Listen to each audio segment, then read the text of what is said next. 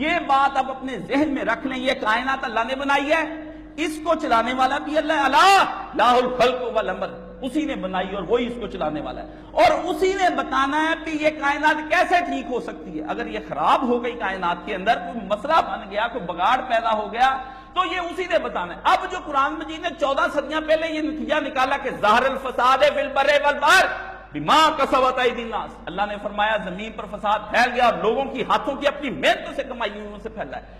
اللہ نے تم پر کوئی ظلم نہیں کیا، اللہ نے فرمایا ظلم کیا تم نے خود، میں نے تمہیں طریقہ بتایا، یہ غذا کھاؤ، یہ علاج کرو، یہ پرہیز کرو، تم ٹھیک ہو جاؤ گے۔ تم اپنی مرضیوں سے علاج کرو گے، اپنی مرضیوں سے غذائیں تجویز کرو گے، اپنی مرضیوں سے پرہیز کرو گے، تم بیمار رہو گے۔ اللہ کہتا ہے جو میں حکم دیتا ہوں وہ تم نے کرنا ہے، یہ نہیں دیکھنا کہ حالات کس طرف کو جا رہے ہیں۔ بڑے نباز نے تم پہ ہاتھ رکھ کے بتایا یہ کھا لو، زہر کھانا، نباز اگر آپ کو کہہ دے زہر کھا لو تو آپ زہر کھا لیں گے؟ کبھی بھی نہیں۔ اللہ نے فرمایا نہیں، جو قانون خدا نے بنایا، وہ اللہ پاک نے جو قانون بنایا بتایا انسانوں کو ٹھیک کرنے کا، اصلاح کا عمل دنیا کا مشکل ترین ہے، اور بڑے بڑے بندے اس میں غرق ہو گئے، کوئی بندہ نہیں اس میں بچا۔ پڑ کہیں صحاب رسول اللہ صلی اللہ علیہ وسلم کے الگ ہو کر بیٹھ کے لیے مرتضیٰ نے کہا آ جنگ لڑ میرے ساتھ، اسامہ بن زید تو رسول پاک کا محب ہے، اللہ کے رسول تجھ سے پیار کرتا، تیرے بوسے لیتا، تجھے اپنی اس ران پر بٹھا کے جفیاں ڈالتا تھا نبی کا۔ اس نے کہا علی تو مجھے کہنا کہ شیر کی داروں کے اندر داخل ہونا، میں داخل ہو جاؤں گا، پر اس وقت تیرا میں ساتھ نہیں دوں گا۔ علی مرتضیٰ چپ کر کے بیٹھ گیا۔ ایک بندے کے پاس علی مرتضیٰ گئے، انہوں نے کہا بھائی میرا ساتھ دے، میرا حشر دے، کیا ہو رہا ہے؟ وہ میرے ساتھ مقابلے کے لیے ادھر سے بندے آ گئے، اس نے لا کر تلوار دکھائی اپنے پتر کی، اس نے کہا دیکھ یہ لکڑی کی تلوار بنا لی، مسلمانوں کی جنگ میں نہیں آ سکتا، کوئی صورت نہیں میری آنے کے لیے۔ مرتضیٰ چلا گیا۔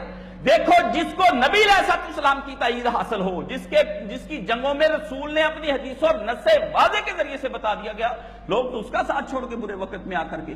حق کی پہچان ہونی آسان نہیں، حق کی پہچان ہونی بہت مشکل ہے، اس کے لیے صاحب بصیرت ہونا پڑتا ہے، انسان کی آنکھیں کھلی ہونی چاہیے، وہ قرآن و سنت کا متبع ہو، اس کو پتا ہو کہ اس وقت ڈاکٹر کی طرح اگر اس بندے پہ میں نے نشر نہ لگایا، اس بندے کے اندر کا پھوڑا ایک دم پھر کینسر بن جائے گا، پورے جسم کو کاٹ کے رکھ دے گا۔ اس لیے اصلاح کے نظام کے لیے آپ ہائی مائی آدمی کے پیچھے نہیں چل سکتے۔ بھی ایک آدمی اٹھا اس کے پیچھے لگ کے یہ قوم کا لیڈر ہے جی، یہ قوم کو لے کر جائے گا بچا کر، باہر میں جائے۔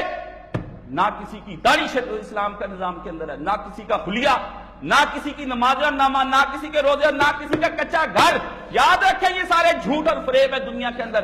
کوئی کہتا میرا کچا گھر دیکھ لو، میں لیڈر بن سکتا ہوں قوم کا، میرا ٹیکس نہیں دیتا، میرے پہ کبھی واجب نہیں ہوا۔ اسلام کہتا چھوڑ دے، اسلام کہتا اپنی صلاحیت اور صالحیت دو چیزوں کو نکال کر سامنے باہر رکھ، پتہ چل جائے دنیا کو نیرے سالے لوگ جی متقی پرہیزگار لوگ ہیں، ان کو ووٹ دینا ہے، چھوڑ بھاڑ میں جائیں متقیوں پرہیزگار، ملک ہو کے رکھ دیں گے متقیوں پرہیزگار کو، آپ نے ووٹ دینے۔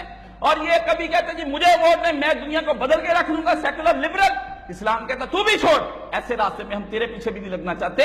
اسلام اپنا نظام واضح کرنا چاہتا ہے اور اپنے علاوہ کسی کو نہیں مانتا، دنیا کا کتنا ہی اچھا لیڈر ہو، محقق ہو، مجتہد ہو، عالم دین ہو، اس کے پیچھے نہیں لگ سکتے آپ جب تک کہ وہ اسلام کے عین مطابق آپ کو نہ بتا دے۔